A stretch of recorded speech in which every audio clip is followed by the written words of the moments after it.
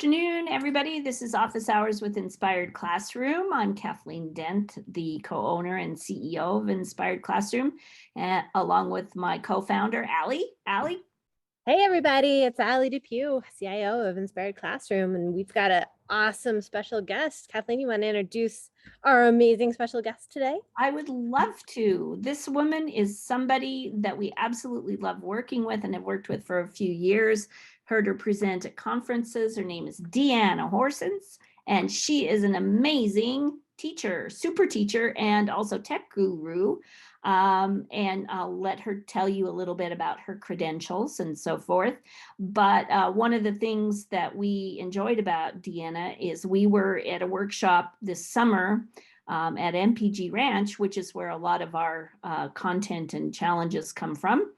And we were up in the mountains, walking around, hiking around, and Deanna was telling us all her ideas and all the things that went well and didn't go so well last year. And we thought, oh my goodness, we need to have her on Office Hours. So welcome, Deanna. Tell us a little bit about yourself. Well, I live right here in Florence, Montana, and I teach third grade at Florence Carlton Elementary School. I love anything tech and implementing anything in my classroom that I can that extends that reach for my students outside of my classroom. So that is why I'm here with you, because you have enabled me to do a lot of those things through Inspired Classroom. So thank you very much. And I'm excited to be here. Great. Well, we have a question to start us all off because, you know, it was an interesting year last year. I think we could all agree on that. And it's looking like it's shaping up to be another interesting year. Every school year is, but these last two have been particularly interesting. So just to get our heads into it a little bit, I'm just wondering what everybody wishes for the school year. And Allie, I'm going to start with you. I'm going to put you on the spot. What do you wish for this coming school year?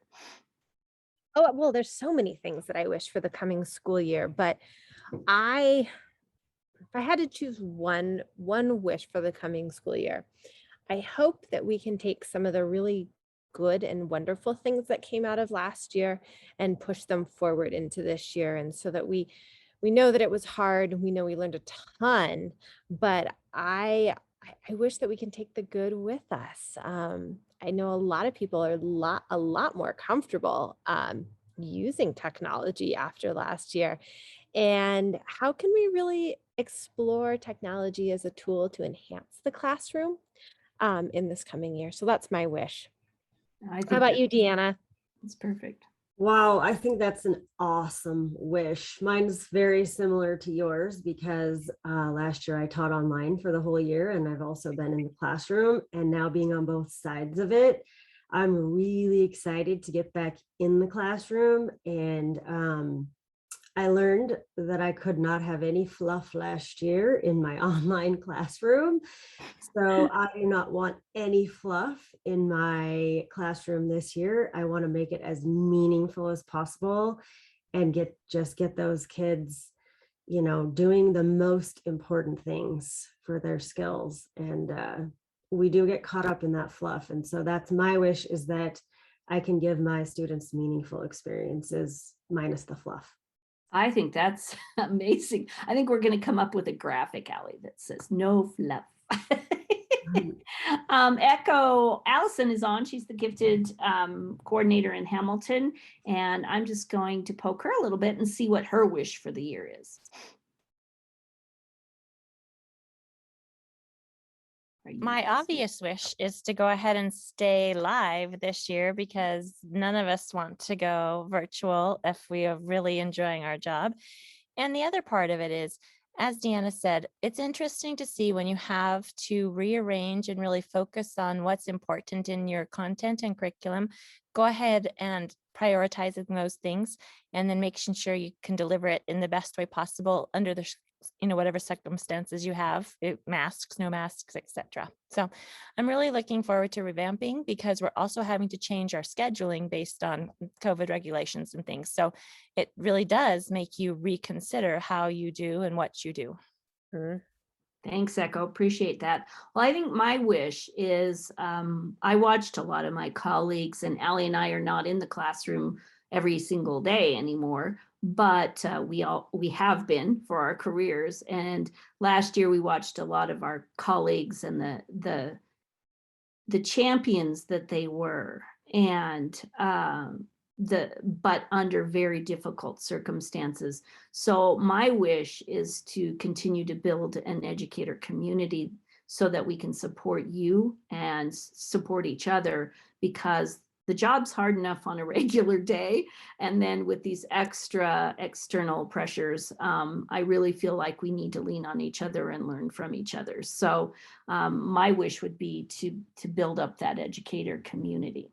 So awesome. If you are listening to this recording and you have some wishes for this year that you'd like to share, by all means, send them to us. You can email me at Kathleen@inspiredclassroom.com or Allie at inspiredclassroom.com, or you can go on our website and send us a message too.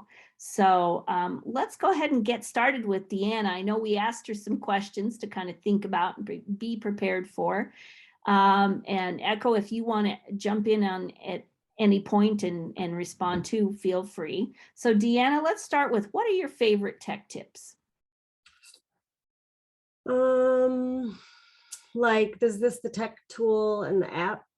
Okay, so that's a tough one, because I kind of have a favorite for each category. Like, I have a favorite, obviously, for Google Classroom to organize my classroom on technology, whether we're together or we're apart.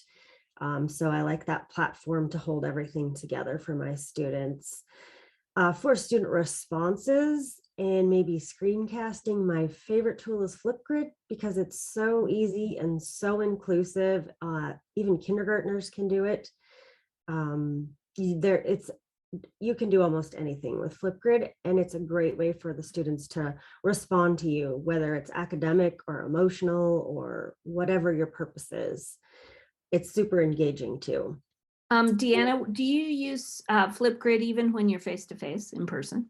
Oh yeah, actually I use it a lot. You'd be surprised. I use it differently when I'm face-to-face. So when we were remote last year, we used it for our morning meeting, so it could happen all day long. And I would leave a morning meeting message, and then the students would all respond, and they could respond to each other.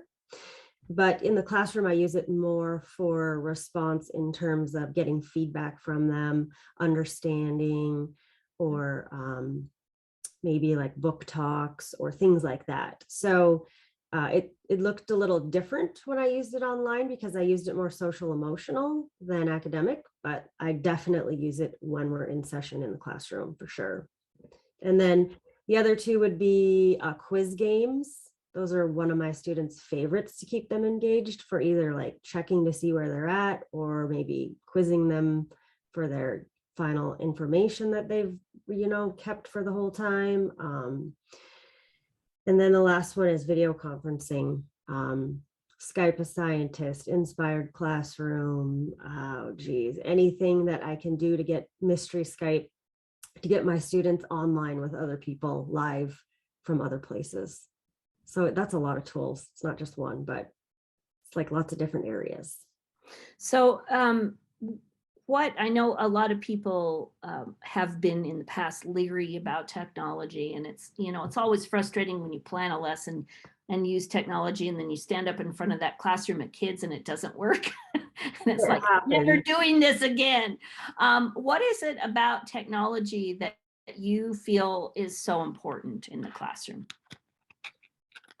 I think it gives the students a new perspective on things when you can open up those walls and those doors to new places. I think it also gives them a new way to give you feedback. Not every kid can write.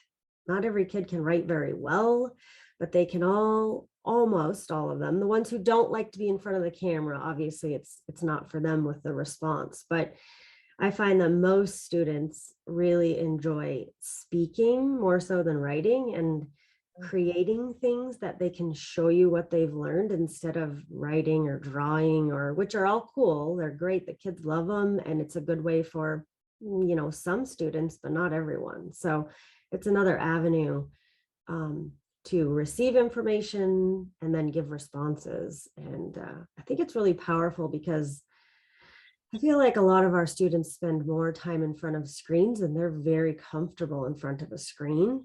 Maybe us as teachers might not be as comfortable because, well, after last year we should all be, but they spend a lot of time there and they're very comfortable and they learn, they get a lot of their information every day from a screen. Mhm. So Great. Echo, did you want to add any tech tools, tech tips that you found? Kathleen, I'm here to learn. Part of learning is to share. Yeah, very good point. One of my favorite things for the K8, K12 kids is breakoutedu.com. Getting to go in and use their critical and creative thinking to solve the breakout rooms or the breakout activities. The kids really like that. So that is definitely one that I utilize quite often. That's great. Thank you. I hadn't heard of that one before. And of course, I'm a breakout room person that likes to do those things. So Yes, you even came to the breakouts with my class one year. yes, I did. However, one thing that you have to understand is that many of it is based on subscription, but it's a pretty minimal, like $99. Yeah. Great. I have a follow-up question to this one for Deanna. A lot of times tech gets put in as a substitute for something, whether it's we're going to read something and just instead of reading it in your textbook, you're going to read it on your computer.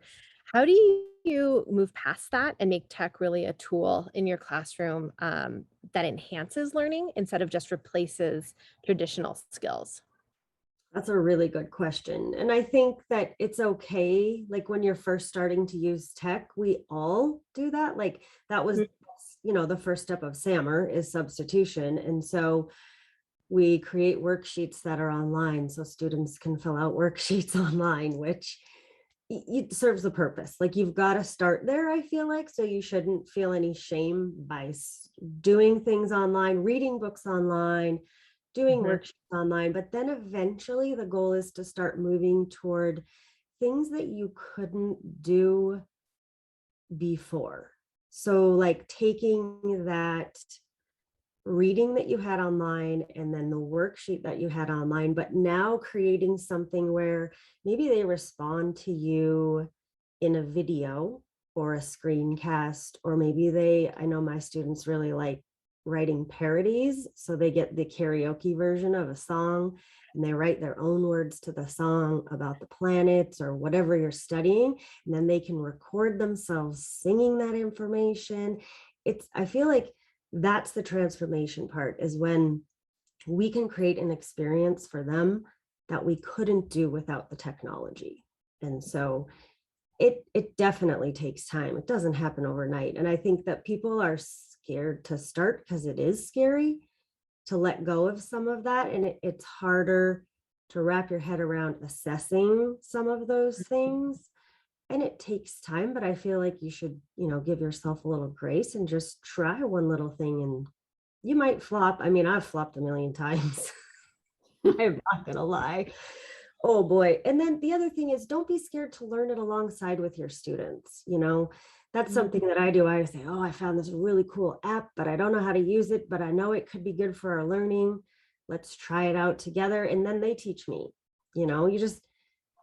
it's scary, but if you could give that up, and I'm sure Echo has the same experiences with her students, if you can give up that control, then amazing things can happen. And then it can flop too, but. I love that you just said that it's okay to flop and it's okay to do it with your students, because one of the things I think that kids don't see a lot is us failing as adults. And we fail a lot as adults. We don't get it right the first time. I mean, so rarely in life Do I hit something spot on and it's a home run out of the park? And I think it's important for kids to see that we can go through those struggles too, and to be a part of that in a really productive way, because it teaches that process of even moving through frustrations, moving through failure, and then hopefully having success, or saying, if this wasn't for me, that's okay. And that's okay. Let's try something else. And sometimes those students that struggle to be successful in other areas of the classroom, they're the ones that figure out how to do it. So then you can highlight them and be, oh, look, so-and-so figured out this, and we can do this. And then they're all working together, and and they see that they're a partner in their learning with you, and, they're not just absorbing this useless information. So I think it really empowers some of those students that don't get to feel that way sometimes. That's great. Echo, did you want to add something? Sure. Another part of that is that I often tell my kids to stay in the struggle, because you should have to persevere. We have a little chant that's never fear, persevere. And we talk about how that is an important part of solving problems. That's one thing about the breakout EDU that I talked a few minutes ago about, is those kids do have to stay in the struggle. It's not intuitive and easy. And that's why I love the challenge. It will have content like you can go into math and you're working on fractions. And so then you can give them a specific, or assign them in a specific breakout to work on to enhance that skill of fractions in mathematics. So you're applying it as you're trying to solve it. And it is challenging that they might have to stay in the struggle and not immediately be successful. I love it. Yeah, these are great ideas. Let's kind of transition a little bit, Deanna. There's always kiddos who are hard to engage in a classroom, who for various reasons may not be as tuned in as other kids. Have you had any experiences with, and you just kind of mentioned the one that, there might be a kid like that who really understands the technology and can help. But do you have any other tech tools or apps or anything like that that you've really found a successful way to engage students or who are hard to engage? Not one more so than, well, it depends. It depends on the student and what the reason that they're not engaging. It depends. I know that some students, I haven't been able to do this, but I'm hoping this year to start using Minecraft in my classroom. I think that would be a real great avenue for some of those kids that prefer gaming over almost anything else, and their brain works really well in that area, like in that world where they're gaming. And so they can show us what they know using Minecraft by building worlds and coding. And I think that might be a good avenue for some of those students.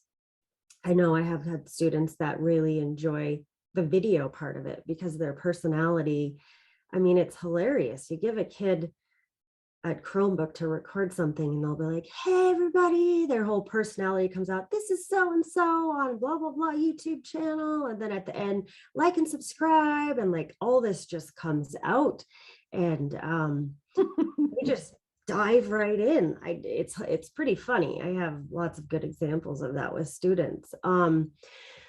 But I think it's just depends on the student too, like why they're not engaging, if you can kind of find, get to know your students better and figure out why they're not engaging, what interests them. There's obviously a whole plethora of apps and activities that you could use. And you don't have to have the same activity for everyone in your class, when you're doing a lesson or a unit, you can give them options and say, okay, you're going to show me you learned da da da da da, or this is teach us about this biome or whatever it is you're studying. And then they can choose which tool they'd like to use to share that information. That giving them choice really helps in that respect, I think, to get that engagement. I don't know. That's not one particular app, I don't think. Great. Okay. Thanks. Allie, did you want to add anything? Well, I think I have to echo what Deanna says. It really depends on where the kiddo is coming from. And I think we've seen that a lot in teachers talking about their work with Inspired Classroom. Whether it's doing a wildlife challenge where there's a student that just is not interested in engaging, but then you bring in some of those real world components. They happen to be way into the outdoors and wildlife, and suddenly learning becomes relevant for them and they just take off.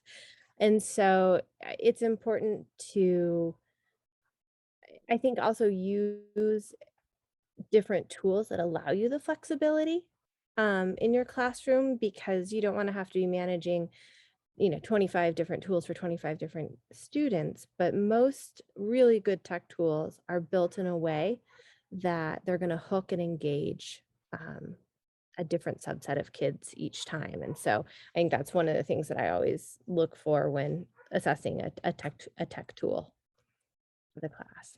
That's a great thing. And I want to welcome Donna. She joined us. Donna, I put a question in the chat if you'd like to respond, or if you just like to listen, that's fine. We're glad you're here. So, and we're here with Deanna Horsens, who's an amazing soup teacher. You got to own it, Deanna, just own it. I know it's hard for teachers to own it. Right now, I'd like to ask you, Deanna, if so your plans for this coming year. I know one thing you said to us was, I just love to explode the walls of my classroom. And so maybe tell us a little bit about what you mean by that and what ideas you have about exploding the walls.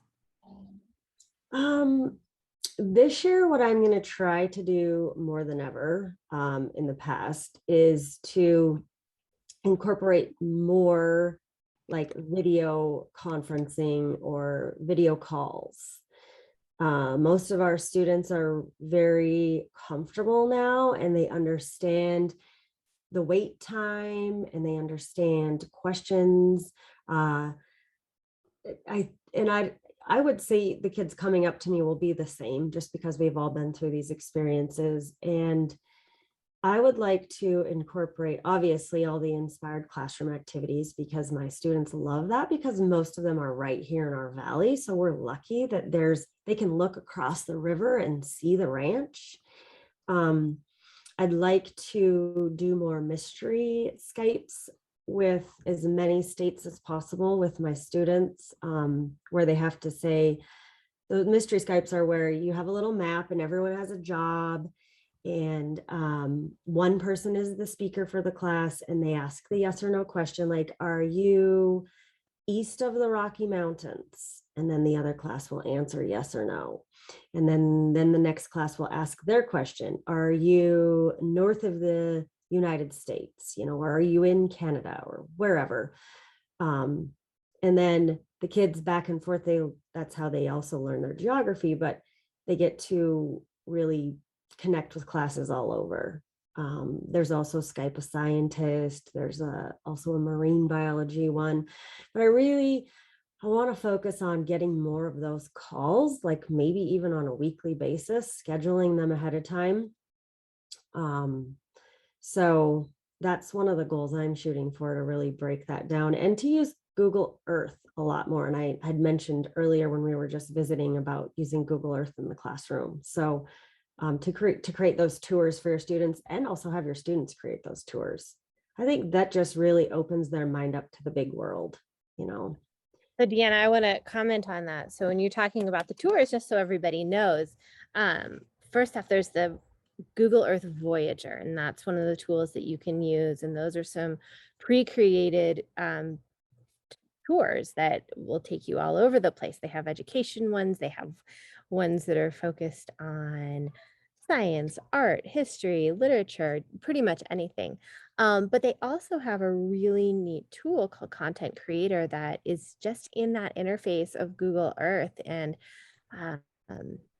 I will, if I think about it, I can plop in fact, actually, what if we just show everybody right now what that would look like? Let The me other pull up thing too is browser. Allie's become an expert at creating those. And so if any teachers would like to learn how, maybe we could do a little workshop about how to use Content Creator. That would be a Absolutely. really good idea for this year. All right, so I actually have Google Earth up. Let me just share my screen and then we'll have it for folks watching this video. Here we go. All right, They there it have is. yep, the Content Creator. They have a really cool one I'd like to use for back to school that has all of the schools around the world, different types of schools. That's on Voyager, the one that's already created. So Yep. here's the Voyager. So you just come over here to this, Yes. your bar over here on the left, and it's this, the ship's wheel is Voyager. And you can scroll down. What was the one that you were excited about? Actually, it's the one right at the top. This is school. And it takes you to school. Oh. Oh, it probably just scanned. You can probably flip through them. Yep. Oh, Earth at Night. Yeah. That's okay. All right. Well, we'll go back. We'll go back. So very cool. Let folks show that. Oh, there it is. This is school. Yeah, and I just, so, so many questions for students, like, you know, Allie, I think we need to add that one to GeoQuest. Oh, what a good idea, Kathleen. I love that. Yes. So it's so cool. It takes you through lots of schools all over the world. And, what does it look like? You don't see any desks in that classroom, oh, what a great, lots awesome of good thing. conversations. So then if you want to create your own, you can go over here to projects and you can go new project. You click create a project in Google Drive, and then it's really easy. You can go add a feature. So if I want to say I want to go to Montana as my starting spot, we'll have comes out, zips you over to Montana, and it gives you a card, as you can see here on the right, that has some context information about it. You can add this to the project. The other thing you can do is you can say that's just fine. I like exactly how that comes across. Or you can come over here to the edit tool and you can replace, and then you can add your own pictures. You can add your own text, exactly what you want kids to say. And then when you're finished, there's your little share button, just like you have in Google Classroom or any other Google component. And you can say, I'm going to change this so anyone can use it, copy the link, plop it on your Google Classroom or whatever else you're using with your students, and then they can access this project. So it's a really cool feature. So I'll stop sharing and we can get back to chatting. What I like about that also is that map skills are hard to teach, and to find time to teach them well and correctly is hard. So I love that tool, and we have embedded that in the Golden Eagle Migration challenges that we have, and also in GeoQuest challenges, which we'll have this year around 4 countries: China, Brazil, Sudan, and Germany. And so the students start at their home planet and fly around to wherever it is and learn a little bit about each country. So it's a super powerful tool. Well, and I think too, we forget that we learned with atlases and maps and globes, but students now, that's, I don't know if that's good or bad, but most of them by 5th or 6th grade have a phone and they know how to navigate and they can use a digital map.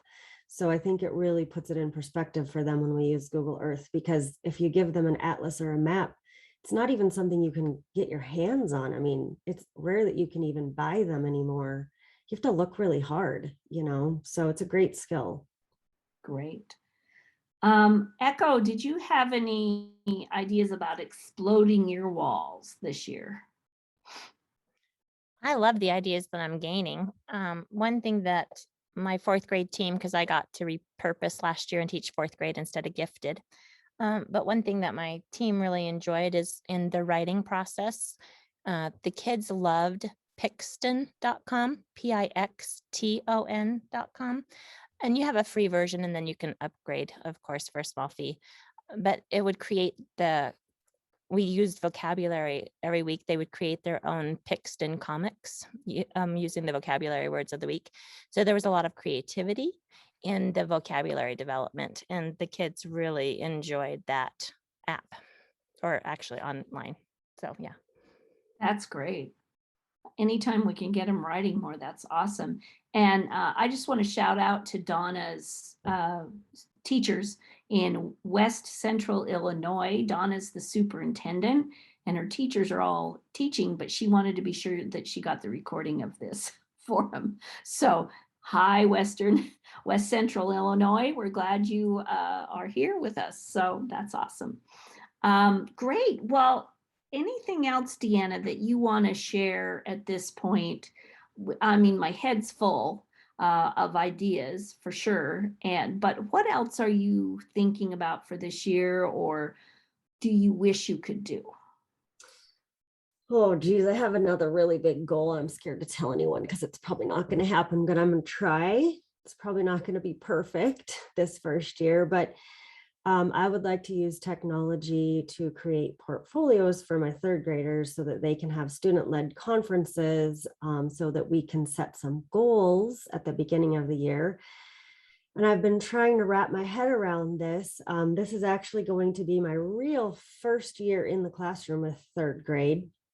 I was in the classroom for a half of a year. Well, no, not actually, about 8 weeks. I went in January, and then we were all gone before March, a year ago. And so I taught remotely. Then I was remote this last year. And now I actually am looking forward to spending my first full year in the classroom. And so I'd like to do some of those goal setting and portfolios and student-led conferences with third graders. And that's what I'm going for. So hoping that goes with my student engagement, and we'll see. I mean, obviously I'm not having any real super high expectations. I just want to get my feet wet with it and try it out, and see what works and what doesn't, and then build on it from there. So I just had a feed come through on either my email or something about student portfolios, electronic student portfolios. So if I find that resource, I'll pass it along.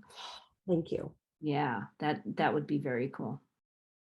Great. Well, and this is something that I'd be really curious for any of the teachers that are watching this after the fact. If you have an awesome resource to share with Deanna, or some tips, if you wouldn't mind writing in to Kathleen or I, so Kathleen at Inspired Classroom, or Allie, ALLI, at inspiredclassroom.com. We would love to get those, and we will share those with Deanna, and then we'll share those back out with the rest of our community, to help make this process maybe just a little bit easier and that goal a little bit more attainable. But that's an awesome goal, Deanna. I know there are some people that are doing amazing stuff. So I'm hoping that what I've been researching and finding, and if, like she said, if you have anything, I'm new to this. So I can do lots of things with technology, but this is brand new for me. So Great. Echo, anything, any final thoughts from your perspective? I think we just all need to persevere. It's going to be a great year. It's going to be interesting. stay in the struggle, right, Echo? That's what you said earlier. Absolutely. Each day we might have to do that, Deanna. Yeah. The other thing we're looking for at Inspired Classroom are blog topics. One of the things that we're trying to do is we have our Educators Compass newsletter that comes out once a month, but we also are trying to blog a little bit more, particularly with topics that are important to teachers and or information that's helpful, similar to this. We'll also have office hours again next month, and we're trying to do it at the same time, pretty close to the same time every month, with another guest speaker. Or if you'd like to be a guest, not really a speaker, because this is more of a conversation than a presentation. If you'd like to be our guest, let us know. If you've got some great ideas or want to throw out some conversation starters for the education community that we have, let us know. We'd love to have you on as a guest person. That'd be awesome. Anything else, Deanna, to finish us up? Not really. I'm waiting for Echo to be the guest because I want some of her ideas from her Gifted and Talented program. I think we could make that happen. Please, Deanna, do not give Kathleen any ideas. Uh-huh. Well, we'll see about that. Oh, it's been a pleasure, Deanna, to talk with you. Thank you so much for taking your time at this busy, busy time of year. We know everybody's just really, gearing up, and or if they're not already started. My granddaughter just started kindergarten last week on the 19th, so she's fully involved, and I can't believe August is here, September is here, and here we go. Hold on. Pretty soon it'll be June. So thank you, everybody, and thanks for joining us. Donna, wish your teachers well, and we'll talk soon.